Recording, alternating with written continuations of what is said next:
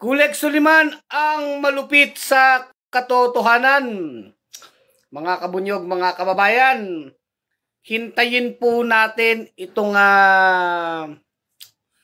angas ng Duterte Youth Party List, sapagkat itong Duterte Youth Party List ay sinibak po ng COMELEC, no? Dinisqualify. Disqualified. Ano po ibig sabihin nun? As if hindi po sila kandidato. So, wala po, hindi po sila mapoproklama. Yun nga, sa botohan po ng COMELEC, ay sila po'y hindi pinayagan na sila'y maiproklama. So, kumbaga, nasibak po ang Duterte Youth Party List. Ngayon, ang inaabangan po natin, itong mga angas ni Ronald Cardema, no? Itong mga angas ni Ronald Cardema, na kapag sila daw ay hindi pinroklama ng COMELEC, ay marami daw siyang ibubulgar. Madami daw silang alam na mga katarantaduhan sa COMELEC at sa Congress. Di ba, mga kabunyog, mga kababayan? Yan po ang ating iniintay, Yan ang ating iniintay sa Duterte Youth. Ano?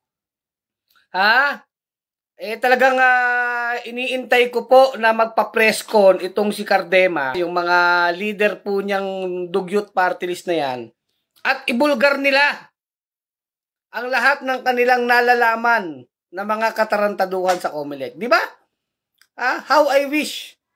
Kung totoo naman yung mga katarantaduhan na ibubulgar ni Cardema, why not coconut?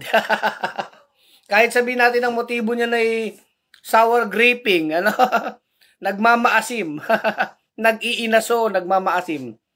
Di ba? Pakinggan natin ang mga ibubulgar. Magpi-people power ba ang Duterte Youth Party List? Kasi ilan ang milyong nakuha ng boto, di ba? So yan, ipakita nila sa kanilang people kili-kili power. Kung sila'y kaya nilang mag-people power, karapatan nila yan. At yung sinasabi ni Cardema na ibubulgar niya ang mga katarantaduhan, abay, excited po yan. Exciting, Excited po ako dyan, Ako gusto kong marinig yan, pero for the meantime, chupi-chupi muna ang Duterte Youth. Alam nyo, itong Duterte Youth, notorious po ito sa pangre-red tag. Ang alam na problema nito na lahat ng problema ng Pilipinas, ng kabataan, pulos ang maririnig mo rito ay NPA, NPA, NPA, NPA. NPA, di ba? Yan ang ni Cardema at saka ng Duterte Youth, Ang problema ay NPA, NPA, rebelde, rebelde, rebelde. O yan. Talagang kilala po sa red tagging itong Duterte Youth. Di ba? Ate Agnes Putong. Di ba? Youth, sabi niyan. Dito ako nag-live ngayon sa aking wall. Kasi bihira ako mag-live sa wall ko, Usually sa Bunyog pagkakaisa public page. Mamaya magla-live po ako doon sa page natin. German de la Paz nanonood. Dennis Also. Melio Melody. Mga nanonood sa atin. Hello, Ma'am Mila Bianino. Good afternoon, Sir Kulek, sa lahat na kabunyog. At, syempre, taus-pusong pakikiramay po sa ating, sa pamilya ng naiwan ng ating kabunyog, si Engineer Cesar Sibalya, ang kanyang naulilang pamilya, si Ma'am Bel Sibalya, ang ating external vice president ng Bunyog. Condolence po, Ma'am Bel. So, ilan po? Talagang mga kabunyog, mga kabayan, intayin natin ang people kili-kili power ng mga Duterte Youth Party List. Karapatan nila yan. Intayin natin kasi matindi po yung banta ni Cardema sa COMELEC, even sa Congress. Sabi niya, marami silang mga katarantaduhan na alam, kumbaga yung mga desisyon, yung mga transaksyon sa loob ng COMELEC, mga desisyon, di ba? Na para bagang may nangongontrata dyan, Magkano ang bigayan, di ba? O kung totoo naman ang sasabihin ni Ronald Cardema, basta totoo, eh suportahan ta ka. Di ba? Kung katarantaduhan ng mga taga-Comelec at sabi mo mga congressman, edi sige, ibulgar ninyo. Ganun pa man, hindi talaga kayo makakaupo sa Congress. Yan ang masakit na katotohanan. Ang sabi naman ni George Garcia, pwede naman daw mag-apila si Duterte Youth, no? Ewan ko kung sa Supreme Court mag-aapila, anong gagawin nilang mga legal remedy, sabi sa akin, tanong sa akin, Kulex, paano yan? Nasuspende na-disqualified ang Duterte Youth. Paano yung sinong upo na party list? So, may nagsasabi, Gabriela party list, kasi siya yung nasa dulo, no? May mga aangat na party list, kasi 3 seat po yan. 3 seat po yung mababakante ng Duterte Youth. So, i-adjust. Hindi natin alam ang mga legal parameters dyan kung paano. Pero definitely, pinag-aaralan na pupunuin talaga yung 63 or 64 seats. Definitely pupunuin yon 63 or 64 seats. May mga nagsasabi, yung mga party list sa taas, kailangan makadalawang seat or 3 seat, kukuha pa ng boto. Parang ganon. So, ibig sabihin, yung seat na mababakante ng Duterte Youth ay maibibigay po yan sa ibang party list. Whether dun sa pinakataas, na nagsasabi, dapat 2 seat sila o 3 seat sila, or dito sa may mga lower rank na mga nasa dulo. Kagaya ng Gabriela party list. Siyempre tayo, talagang ang gusto natin, i-push natin, yung Gabriela party list talaga makapasok. Di ba? Medays Di Guzman, good evening Sir Kulex Soliman, salamat po. Medays Di Guzman ng Bunyog, Japan. Kayo, anong masasabi ninyo? Itutuloy kaya nila Ronald Cardema yung kanilang banta na sila daw ay magbubulgar? Magbubulgar daw si Ronald Cardema, di ba? Kung totoo may bayaran sa loob, siguradong si Bato at Go at Camille at Aimee at Marcoleta naglabas, sabi ni Medays Di Guzman. Wow, thank you, makakapasok ang Gabriela, sabi Mamila B. Anino, salamat. Maxim Endaya, Amor Marquez. Shout out daw kay Amor Marquez. Shout out po sa inyo, Kabunyog, Kabunyog, Amor Marquez. Matanda na si Cardema, di na siya youth. Hindi na nga rin po yun ang issue dun Ang issue na dito, sila ay disqualified na. Bakit po disqualified ng Comelec? Ano pong basyan? Binasa ko po. Dahil sinasabi po ng Comelec, binabastos ng Duterte Youth yung proseso po kung saan papalit-palit po yung kanilang nominee. Up to the last date po, ay papalit-palit po yung mga nominee nila. So sabi ng Comelec ay hindi ito maganda. Kumbaga mockery of election ito. Kasi alam niyo po ang mga party list, kagaya ng Bunyog, kami po ay nagsasubmit ng list of nominees sa Comelec. So, sino ba yung 10? Dati ang mga nominees na sinasubmit, 3 lang. First nominee, second nominee, third nominee. 3 pangalan. Pero nung itong nakaraan, ang requirement ng Comelec, 10 nominees, 10 tao yan. Bakit po ganun yon? Na pinagsubmit na ng Comelec ng 10 tao agad. Kasi noong may mga practice yung mga ibang mga party list, na mga usually, mga party list ng mga trapo, pag nanalo na po yung party list nila, papalitan lahat ng nominees, ilalagay na yung anak ng politiko o yung kung sino mang Poncio Pilatong gustong maging first nominee, magre-resign po yung mga nominees na inirehistro sa Comelec. Kumbaga, kung ilan man yun, 5, o 5 pala yung dati, hindi lang 3, 5, magre-resign lahat, ang uupo, yung party list na yung nominee na bago. Kung saan yun yung dinidikta ng politiko, o kung sinong may-ari ng party list na yun.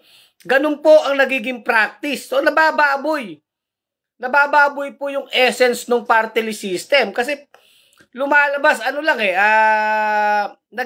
ginagamit yung party list. Pag nanalo na, magre-resign lang lahat yung mga, parang puppet lang pala yung mga nominees. Yung talagang uupo, yung may-ari ng party list. Ganun ang nangyayari. So, ginawa ng Comelec, hindi na pwede yan. Dapat, kung kayo'y magsasabit ng nominees, 10 na agad, wala nang substitution. Kaya kung halimbawa mabakante, mamatay o anong mangyari sa first nominee, a-adjust lang yung second nominee, ganon, third nominee. Hanggang 10 po yun, hanggang 10 na nominees. Ha? Eh dito po sa Duterte Dugyot Party List, papalit-palit daw po sila ng nominees. Ha? Kahit nga po yung apelido nung yung kanilang kasalukuyang congressman, si Drix May Cardema, kino-question yan. Kasi kapatid yan ni Dusel Cardema. O ay ang apelido ni Dusel Cardema nung dalaga, Dusel Suarez. Si Dusel ang asawa ni Ronald Cardema. So dapat ang gagamit ng apelidong Cardema si Dusel. Pero ginamit din po ni Drixie May yung apelidong Cardema kahit siya ay hipag lamang ni Ronald, di ba? hipag lang siya pero ang ginamit niyang apelido ay yung apelido ng kanyang bayawyaw. Di ba? Mga bayawak talaga kayo. Yun, isa po yun sa mga question. Isa yan sa mga ni-raise na question laban po sa Duterte Youth. O, di ba?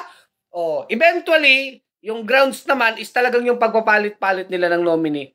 Dinisqualified po sila. Sinasabi, mockery of election, di ba? O, mabuti naman puro kayabangan si Cardema, di ba? Yun po yun. Ngayon, ang tanong, what now? O, ano na ngayon ang mangyayari? O, tignan po natin yung angas na sinasabi ni Ronald Cardema na may mangyayari, di ba? Sabi niya, ibubulgar niya ang mga katarantaduhan. Yan po iniintay ko. Yan po ang iniintay natin. Sabi niya may mga transaksyon sa loob ng COMELEC, mga kung ano-anong kalokohan, mga desisyon po na inaareglo. Ano ba yung may mga pinananalong kandidato ba dyan? Nagkakabayaran ba? Ibulgar mo na yan. Nauna, di ba? Basta totoo, di ba? Mga kabunyog, mga kababayan. Sabi ni Ladi Abirin Gaye, mabuti naman, puro kayabangan si Cardema, sabi ni Ladi, no? Mariel Gorospe, nanonood. Lulu Robles, salamat po. Judith Espina Pelias, nanonood. Salamat, Ma'am Judith Espelias, no? So, ganun po yan, mga kabunyog, mga kababayan, ano? Hintayin natin ang hakbang. Ang hakbang po ng Duterte Youth, no? Kung magrarally sila, karapatan nila yan. Punuin nila EDSA hanggang gusto nila.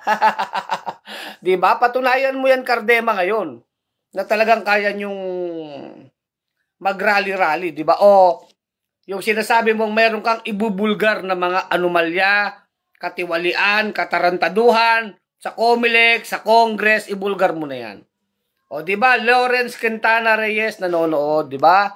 Lawrence Quintana Reyes, diba? Amor Marquez, shout out. Yan, kanina pa kita shout out, no? So, Dennis also nanonood. Okay. Maigli lang itong ating itong ating vlog, no? So, hanggang dito na lang ang ating vlog. Kulek Soliman, ang malupit sa katotohanan dito sa aking wall. Sa Kulek Soliman, hindi pala ako nag-live sa Bunyog Pagkakaisa. Mamaya, magla-live po ako sa ating Bunyog Pagkakaisa public page, no? Ang Bunyog ay tuloy-tuloy po tayo mag-organize sa bawat barangay, sa bawat bayan. Abangan nyo ang mga organisador ng Bunyog. Welcome po kayong maging member ng Bunyog. Talagang dapat tuloy-tuloy ang laban. Judith Espina Pelias, good afternoon, sir. Salamat po, Ma'am Judith. So, Kulek Soliman, ang malupit sa katotohanan sa Bunyog Pagkakaisa. Mga kabunyog, mga kababayan, tuloy ang laban. Papi Kopi nanonood, dumabol. May rally ata, sabi ni Atty. Enzo. Yes, marami tayong nakatakdang rally may rally daw ba? Sino magrarally? Duterte Youth. Malamang magrarally ang mga yan, di ba? Francis Tesorero, magandang hapon ka, Kulek Soliman. Salamat, Francis Tesorero. Melody, okay, keep safe. Salamat. So hanggang dito na lang ating vlog. Abangan natin ang mga galaw ng Duterte Dugyot Party List. Sila ba'y magbubulgar ng mga anomalya, katarantaduhan?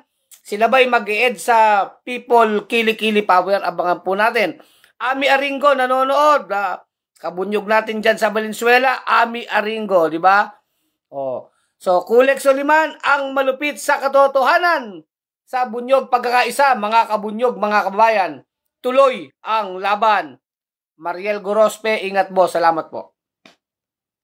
Bunyog, bunyog, halikan na kasama ka. Bunyog, kapag buklod ay may pag-asa. Luzon, Visayas, Mindanao, isa ang pananaw. Sa bagong Pilipinas ang bunyog isisigaw.